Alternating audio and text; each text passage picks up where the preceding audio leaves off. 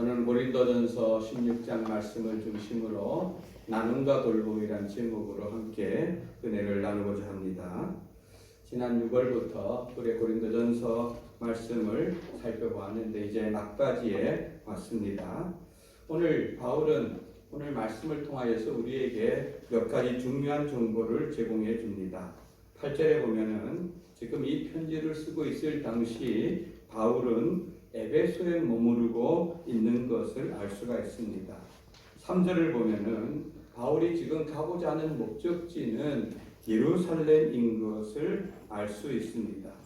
또 앞으로 기회가 주어지면은 이 고린도 교회를 방문해서 잠깐 지나는 길에 들리려는 것이 아니라 일정한 시간을 두고 머물면서 충분히 그들과 교제하기를 원하고 있음도 알 수 있습니다. 7절 말씀을 우리 앞을 보고 한번 읽어보겠습니다. 시작. 이제는 지나는 길에 너희 보기를 원하지 아니하노니 이는 만일 주께서 허락하시면 얼마 동안 너희와 함께 머물기를 바랍니다. 아멘.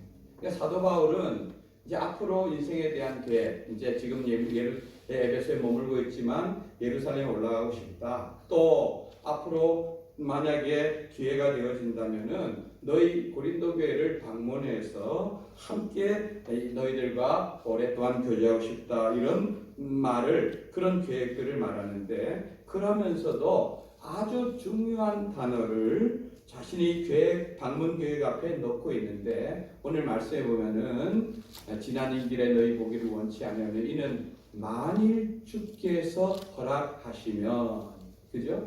얼마 동안 너희와 함께 머물기를 바란다. 얼마 동안 머물기를 바라는 계획은 본인의 계획인 것입니다. 그런데 그 앞에 만일 주님께서 허락하시면 이런 단어를 쓰고 있습니다. 여러분, 우리는 모두 인생에 대해서 계획을 세울 수 있습니다. 여러분, 아무 계획 없이 사는 것이 믿음이 좋은 것은 아닙니다. 그러나 우리가 하나님의 통치하심을 믿는다면은 우리가 계획을 세워도 그것을 이루시고 진행하시는 분은 하나님이란 사실을 늘 명심해야 하는 것입니다.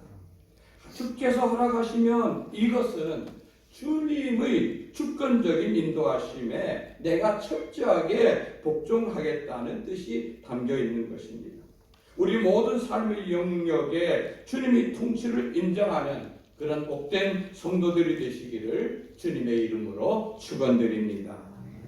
바울은 이제 마지막 서신을 정리하면서 몇 가지 당부를 고린도 교회 성도들에게 하고 있습니다. 첫 번째는요, 돈에 대한 당부입니다. 돈에 대한 당부. 2절 말씀을 같이 읽어봅니다. 시작. 매주 첫날에 너희 각 사람이 수입에 따라 모아두어서 내가 갈 때에 연보를 하지 않게 하라. 여러분, 이 2절 속에 요즘엔 잘 사용하지 않는 단어가 하나 있죠. 뭡니까? 연보란 단어죠. 그죠? 연보란 단어는 오늘날은 잘 우리 쓰지 않죠. 제가 어릴 때는, 오늘날은 헌금이라고 보통 하죠. 그죠? 어릴 때는 연보라 그랬습니다. 그래서 제가 주일날이 되어지면은, 엄마, 연보돈 주세요. 이렇게 엄마한테 손을 내밀면은 동역에다가 10원짜리, 지금하고 화폐가 가치가 다르겠죠. 그죠? 10원짜리 동전을 하나 저에게 이렇게 손에 쥐어줍니다. 그러면요, 때로는 저희 집에서 교회까지 가는 길이 그때 어린 7살, 8살 이때 나이 걸음으로는 한 10분 정도 거리는 거리인데, 거기를 지나가다 보면은 꼭 초등학교가 하나 있습니다. 초등학교 앞에는 뭐가 있습니까? 문방구가 있습니다. 그죠? 문방구가 연필 공책만 파는 데가 아니라 뭐도 팝니까? 거기 달달한 것도 팝니다. 달달한 거. 여러분, 저희 어릴 때는 먹을 것이 그렇게 많지 않았어요. 누가 비과,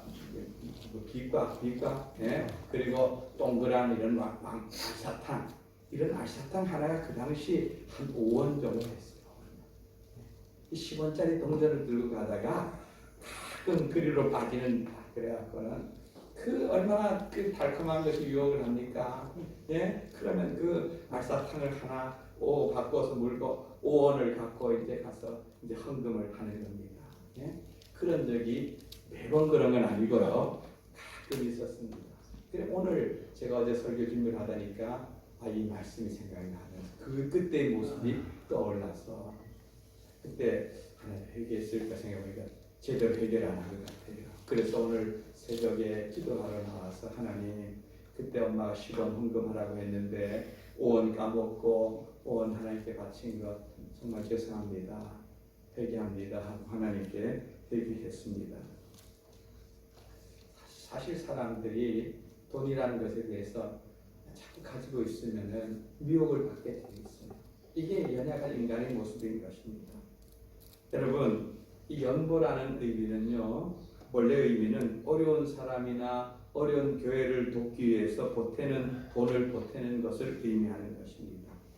여러분, 당시 교회가 시작된 것은 저 예루살렘의 교회가 시작되었는데 그 교회가 지금 매우 물질적으로 큰 어려움을 당하고 있었습니다.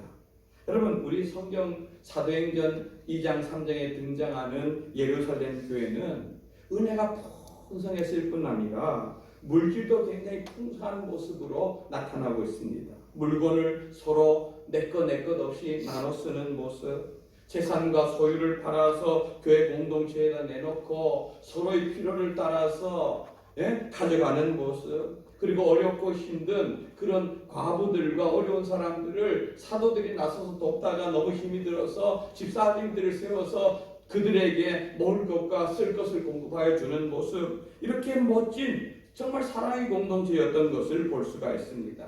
그런데 그 교회가 그렇게 오래 가지 못했습니다. 왜냐하면은 교회가 시작되어지고 처음에 가만히 있던 이 유대인들이 보기에 그들이 예수님의 이름을 전하고 자기를 십자가에 못 박힌 예수님을 믿고 이렇게 하니까 이 사람 교회에 대한 대대적인 핍박이 일어나면서 젊은 사람들, 힘 있는 사람들, 그러나 신앙을 지켜야 되는 사람들은, 자기 믿음을 지켜야 되는 사람들은 자기들이 그 예루살렘에서의 삶을 정리하고 다른 유대의 다른 고을로, 다른 외국으로 피난 가고 이사 가고 이렇게 하기 시작했습니다.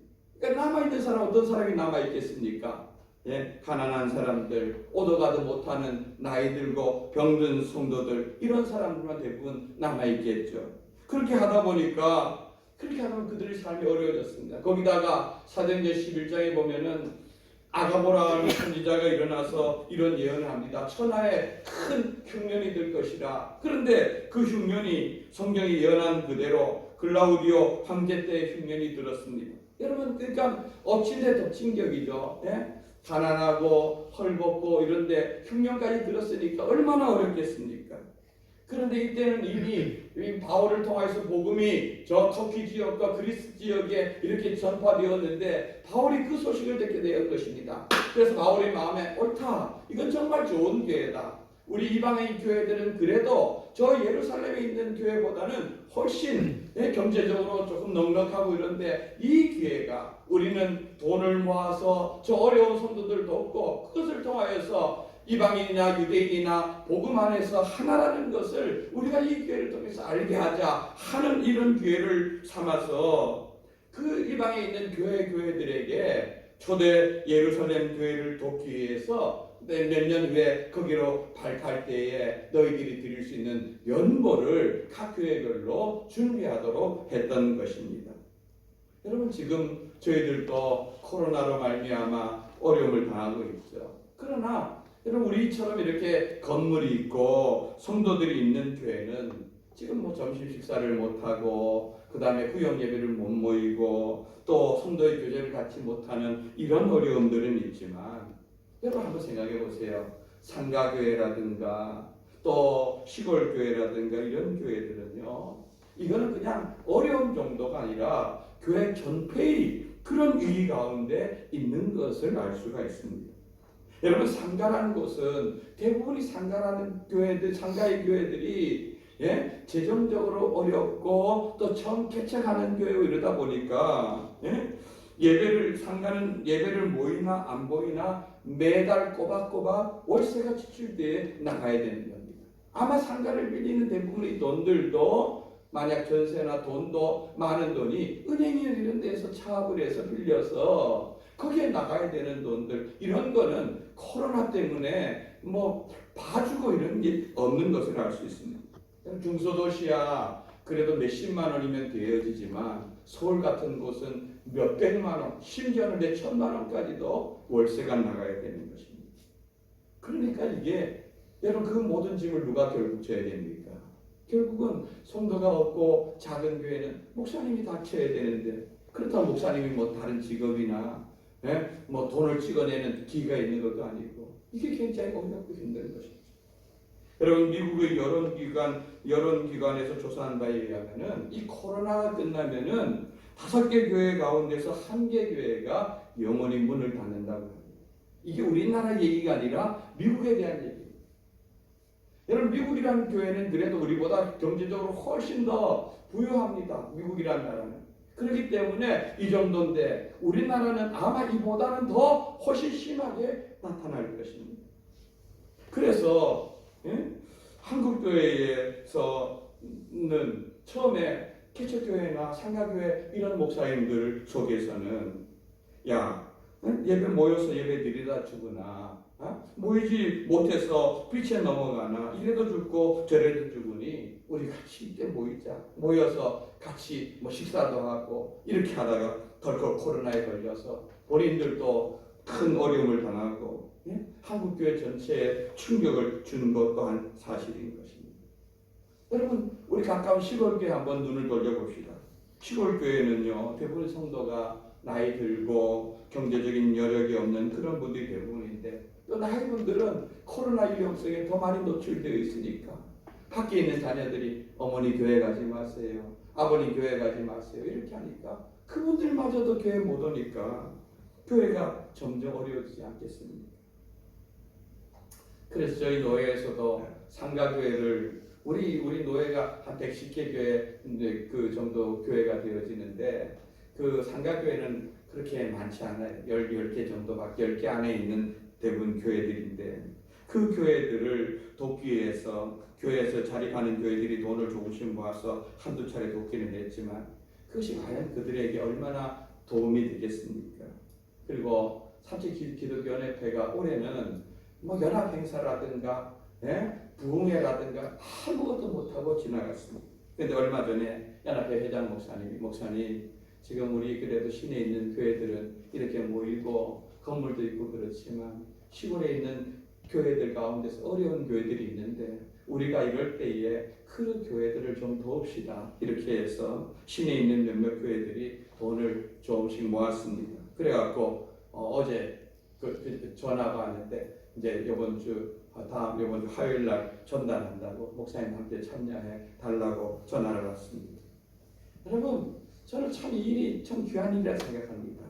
사실 시골에 있는 교회들, 우리 삼척에 있는 교회들은, 여기 시내에 있는 교회들은 저도 오면서부터 연합회에 같이 발을 디디고 뭐 어려운 일이나 기쁜 일이나 함께 하고 했지만, 시골에 있는 교회들은 자기 살림살이하기도 바쁘니까 또 성도들 데리고 시내까지 나와야 되니까 그렇게 연합하는 일에 관심이 없습니다. 그래서 이번 기회에 우리 교회가 교파를 지원해서 교회와 교회가 연대하고 또 우리가 어려운 교회들을 사랑으로 보듬어안고 돌보고 이렇게 한다면은 하늘에 계신 우리 아버지께서 보실 때에 이것이 얼마나 기뻐하시겠나 하는 생각이 드는 것입니다. 여러분, 어쩌면 위기가 기회라고 이런 기회를 우리가 잘 활용해서 정말 어려운 교회를 돕고 이렇게 하는데 조금이라도 더 물질을 쓸 수 있다면은 참 하나님께서 그런 일은 기뻐하시는 일이라 생각되어집니다. 오늘 말씀에는 이 연보, 헌금에 대해서 할 때 몇 가지 원칙을 우리에게 가르쳐 주고 있습니다. 첫째는 주일에 하라는 것입니다. 여기 2절 말씀에 보면은 매주 첫날에 이렇게 말하고 있어요. 매주 첫날에. 여러분, 여기 매주 첫날이란 의미는 오늘날 주일을 의미하는 것입니다. 왜냐하면 유대인들은 토요일을 안식일로 지키기 때문에 그렇습니다. 하나님이 6세 동안 천지를 창조하시고 7째 되는 날 안식하셨죠. 그리고 그 후 매주 첫날은 일요일이고, 그리고 여러분, 우리가 일요일 날은 주님께서 무덤에서 안식 후 첫날 부활하신 날이잖아요. 그래서 교회가 탄생하고 시간이 지나면서 우리는 안식일날 모이기보다는 우리 예수님이 부활하신 이 주일날 모여서 부활하신 주님을 경배하며 예배하자 이렇게 시작해서 그들은 주일을 중요시해서 모이기 시작했습니다. 그래서 주일날 예배하러 모이면서 그들은 자연스럽게 헌금도 하라는 것입니다. 출애굽기 23장 15절 말씀을 같이 읽어봅니다. 시작. 너는 무교병의 절기를 지키라. 내가 내게 명령한 대로 아비벌이 정한 때에 이래 동안 무교병을 먹을지니 이는 그 달에 내가 애굽에서 나왔음이라 빈손으로 내 앞에 나오지 말지니라. 아멘. 여러분, 무교병을 먹는 절기라는 것은 유월절 그 다음 날부터 일주일간 있는 무교절을 의미하는 것입니다. 이 유월절을 전제로 해서 이 무교절이 탄생한 것입니다. 그런데 유월절을 지키는 이스라엘 백성들에게 하나님이 말씀하신 것입니다. 하나님은 그들에게 하나님께 예배하러 나올 때에 이 말씀에 보면은 너희가 애굽에서 나왔다. 그리고 내게 예배하러 올 때에 빈손으로 내게 오지 말지니라 이렇게 말씀하고 있습니다. 여러분, 유월절이란 어떤 의미입니까? 이스라엘 백성들은 애굽에 노예 생활하던 그들이었습니다. 그런데 하나님이 애굽을 징벌하시고 이스라엘 백성들을 애굽에서 구원해낸 날이 유월절인 것입니다. 노예 생활하던 이스라엘 백성들, 여러분, 노예가 무슨 재산이 있습니까? 아니면 자기 무슨 자유가 있습니까? 그렇다고 해서 그들이 무슨 독립운동에서 자유를 쟁취했습니까? 하나님이 전적인 은혜로 말미암아 노예 생활을 청산하고 그들은 구원받았고 약속의 땅인 가나안 땅에 들어가게 되었습니다. 가나안 땅에 들어갔을 때 그들은 그 가나안 땅을 차지하여서 주인이었습니다. 하나님의 그들이 짓지 않은 쌓지 않은 성에 살게 하고 짓지 않은 집에 살게 하고 그들에게 땅을 주어서 농사를 짓도록 했습니다. 자유인이 되었습니다. 그래서 내 땅에서 내가 땀 흘려서 농사를 짓고 자유인으로서 하나님 앞에 예배하러 나올 때에 여러분, 그들에게 하나님이 앞에 나올 때 그들이 생각할 때 하나님 은혜가 너무너무 크거든요. 왜? 나 같은 자를 구원하여 주어서 노예인 나를 구원하여 주어서 하나님 자녀 삼아주시고 또 이 복된 땅에 허락하여 주어서 자유민으로 하나님을 섬길 수 있게 해주신 것에 대해서 너무 감사해서 그 은혜를 알고 감사하는 자라면은 거저 빈손으로 하나님 앞에 나와서는 안 된다고 말하는 것입니다. 여러분, 지금 저와 여러분들도 죄와 사망에 사로잡혔던 저희들을 우리 예수님이 피값으로 구원하여 주신 것 전적인 하나님의 은혜인 줄 믿습니다. 예배는 구원받은 하나님의 백성이 하나님께 드리는 우리들의 신앙 고백입니다. 나를 죄악 가운데서 구원하여 주셔서 감사합니다. 나는 도대체 이 죄와 절망에서 헤어날 수 없는데 하나님의 은혜로 내가 구원받았습니다. 그런 자들이 주님 앞에 나올 때에 그 예배에는 우리 마음과 정성이 담겨 있어야 되는 것입니다. 그래서 하나님께서는 너희들이 내게 올 때는 빈손으로 오지 말라 이렇게 말씀하고 있습니다. 제가요, 결혼하고 처음 처가에 갈 때에 그때 빈손으로 갔어요. 빈손. 그러니까 그 철이 없어도 아주 없었던 정말 바보였죠. 그죠? 네? 부모님이 뭔가 좀 챙겨주든지 이렇게 해야 되는데 그것도 아니고 장모님이 저를 이렇게 조용히 부르시더니 자네 다음부터 올 때는 손에 음료수를 하나 사들고 이렇게 얘기를 하시더라고요. 제 얼마나 얼굴이 뜨뜻해졌겠어요. 여러분, 제 장모님이 뭐가 없어서 그러겠습니까? 제가 한 일이 예의가 아닌 거죠. 그죠? 여러분, 25년 동안 잘 키운 딸을 그냥 저에게 이렇게 보내줬으면은 그 부모님 뵈러 갈 때는 뭔가 그래도 고맙습니다 하는 표지로 음료수 한 박스든지 사과 한 박스든지 들고 가야지만 그것이 어른에 대한 예의인 것입니다. 제가 처음에는 과일이나 이런 거 사고 하고 그 뒤에는 그거보다는 현금을 드리는 것 같아서 사실 제가 자녀들 키우고 살림이 넉넉하지 않으니 그렇게 많이는 못 드렸습니다. 여러분, 그런데 여러분, 사실 제가 부모님께 장모님께 드리는 게 많을까요? 그분들로부터 받는 게 많을까요? 받는 게 많아요. 받는 게. 제가 지난 추석에 장모님 댁에 가서 이제 저희 부모님이 이제 아버님 하늘나라로 가시고 어머니는 요양원을 가셔서 이제 혼자 남아 있는 장모님이라도 같이 가서 이제 명절 지내게 돼서 가서 제가 큰 맘 먹고 30만 원을 넣어서 드렸어요. 제 참 그렇게 큰 돈을 드리는 게 참 쉽지 않아요. 그런데 그래 드렸더니 제가 지난주에 사실 저하고 제 여동생 남편 2명이 올해 환갑이거든요. 그래서 우리 환갑 기념으로 우리 남자들끼리 좀 인생도 돌아보고 얘기도 할 겸 여행 가자 이래서 제가 여행을 다녀왔는데 장모님이 저 여행 갔다 오라고 100만 원을 보내주셨어요. 아마 지금까지 제가 드린 것 전부를 아마 다 모아서 주는 거예요. 그럼 사랑은 어차피 이렇게 내려가게 되어 있는 거예요. 그러나 우리가 윗사람에 대해서 또 하나님에 대해서 우리가 하나님 앞에 나아갈 때나 이럴 때에 우리 마음을 다해서 그분에게 감사와 사랑을 표현하는 것이 그것이 빈손으로 오지 말라는 예물을 갖고 오라는 하나님의 뜻인 것입니다. 하나님이 아무것도 없어서 빈손으로 오지 말라는 것이 아닙니다. 그것이 하나님을 대하는 마땅한 은혜 받은 성도들의 태도이기 때문인 줄 믿습니다. 아멘. 두 번째로는 수입에 따라서 하라 이렇게 말하고 있습니다. 여러분 우리 성도들 가운데서도 수입은 각각 천차만별이죠. 적은 사람도 있고 많은 사람도 있습니다. 각 사람이 사는 형편이 다릅니다. 그렇기 때문에 각 사람의 형편대로 하면 되는 것입니다.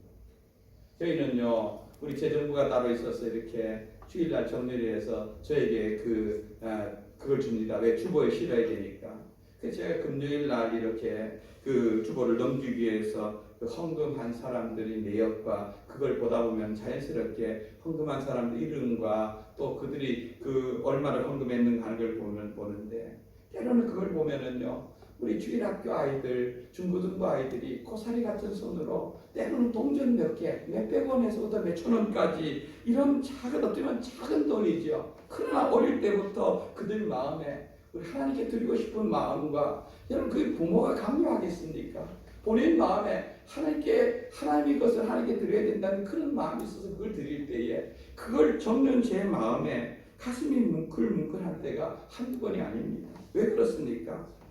이들 속에 하나님을 인정하는 그런 믿음이 있구나. 어릴 때부터 그것이 교육으로 되었든지 믿음으로 되었든지 그들 마음속에 그런 마음이 있어서 그런 고백이 담겨있는 그 헌금을 제가 대할 때마다 참 귀하게 여기고 그럴 때 그 헌금을 볼 때 하나님 이 자녀들을 이 아이들을 믿음 가운데 축복해달라는 그런 기도가 저절로 나오는 것을 알 수가 있는 것입니다.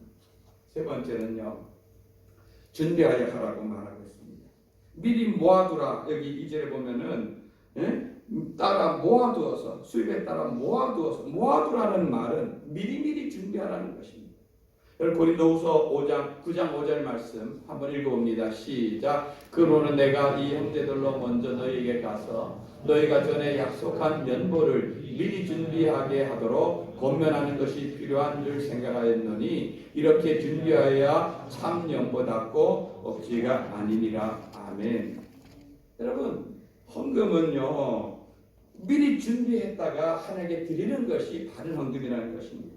급하게 어쩔 수 없이 예를 들면 이 초대교회가 예루살렘 교회를 위해서 시간을 예를 3년을 작정하고 헌금을 하기로 해서 개인이 내가 예를 들면 한 100만 원 하기로 했습니다. 이러면 100만 원의 돈이 적은 돈이 아니잖아요. 그죠? 그런데 이걸 3년 동안에 하면은 30만 원, 한 달에 한 3만 원 정도면 가능한 일이잖아요. 그 미리미리 그렇게 해놓은 사람은 날짜가 다가와도 준비가 돼 있으니까 기쁜 마음으로 할 수 있는데 그냥 살림을 그냥 내 필요한 대로 다 쓰다가 나는 점점 다가오지 이거는 약속했으니까 안 할 수는 없지 이러면은 마음에 점점 부담이 되어지고 억지로 하게 되어지고 어쩔 수 없이 하게 되고 이거는 바른 헌금은 아니라는 것입니다.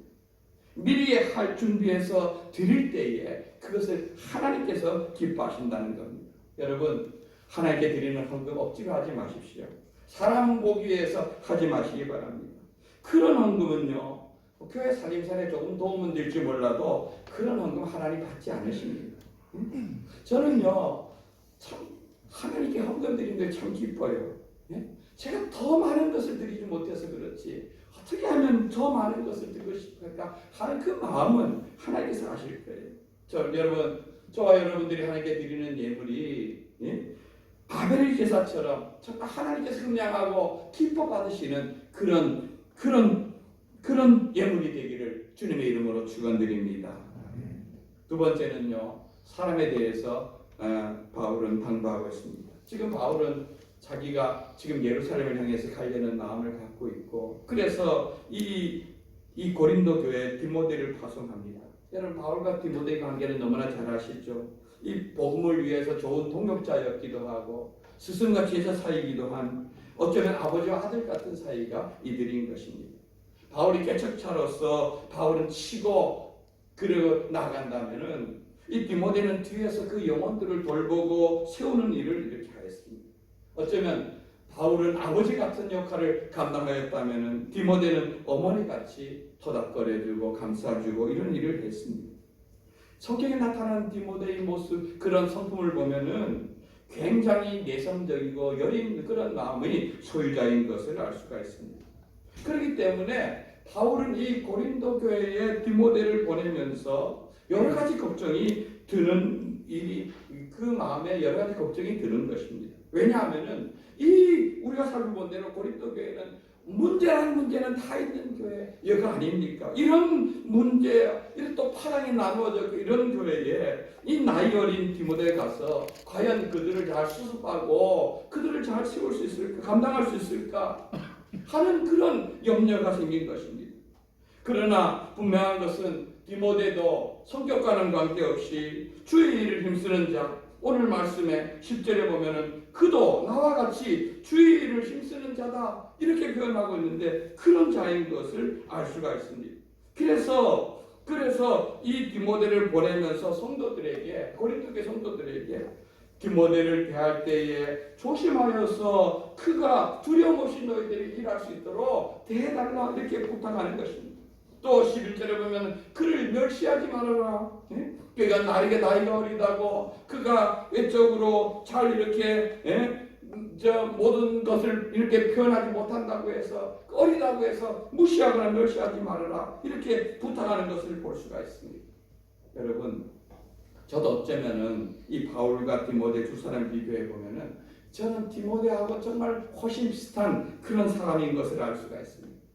제가 35살에 이제 신학을 졸업하고 처음에 밀양에 개척하러 갈 때에, 여러분 35살 초짜 전도사가 뭘 알겠습니까? 아무것도 모르고 그냥 하나님의 부르심에 따라서 그 경상도에 갔는데 할머니들이 찾아와서 얘기하는데 뭔 말을 하는지, 분명히 한국말인데 뭔 말을 하는지 알아들을 수가 있어야지 답변을 하죠. 뭐라고 얘기를 하는데 그 경상도 거친 억양, 그런 말들로 이렇게 하는데, 제가 그때 그 1년을 지나면서 일은 별로 없죠. 개척교회니까 오는 사람도 별로 없고 일은 없는데 정말 마음은 많이 부담이 있었습니다. 어려움이 있었습니다. 왜냐하면 마을 사람들 오자마자 저 젊은 사람이 와서 교회를 개척한다고 하니까 이 교회가 한번 섰다가 무너진 지역이고 교회가 지역 주민들과 원수가 되었던 지역인데 또 교회를 세운다니까 저에 대해서 잘 알지 못한 사람들이 어떻게든 저를 쫓아내려고, 그 집을 빌려준 사람도 나중에는 와서 집을 다 제 보는 앞에서 다 둘러보면서, 어쨌든 어떤 때는 나갔다 오면은 교회 간판이 떨어져서 땅바닥에 내 동생이 쳐 있고, 이런 모습들을 보면서 교회가 저가 지나는데 얼마나 제 마음이 여리고 힘들고 어렵겠습니까? 그런데요, 그럴 때마다 제 뒤에서 기도해주고 격려해주던 분이 있었습니다. 제가 얼마 전에 통화했던 그 장로님 한 분은, 그분은 참 목사님들 사이에서도 존경받는 그런 분이었습니다.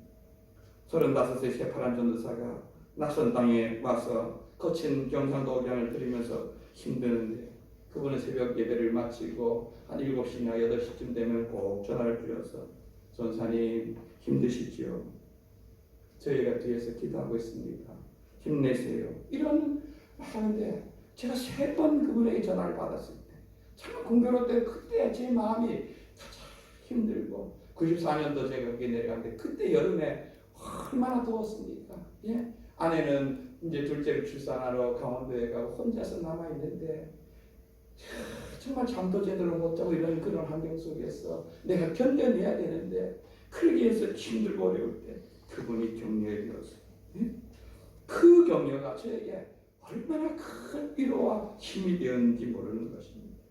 여러분, 목사도 때때로 이렇게 격려와 위로가 필요한 사람인 것입니다. 아니, 목사만 아니라 목사도 그러한데 우리 주변에 얼마나 많은 사람들이 격려와 위로가 필요하지 않은 사람이 누가 있겠습니까? 그죠? 우리 모두가 서로 격려하고 위로하는 이런 바울같이 디모데를 보내면서 그가 염려되어서 그를 조심해서 좀 너희들이 대해주고 존중해 대해주고 그를 멸시하지 않았으면 좋겠다 부탁하고 그를 위해서 기도하고 염려하는 이 바울 같은 이런 사람들이 저와 여러분 되기를 원하는 것입니다.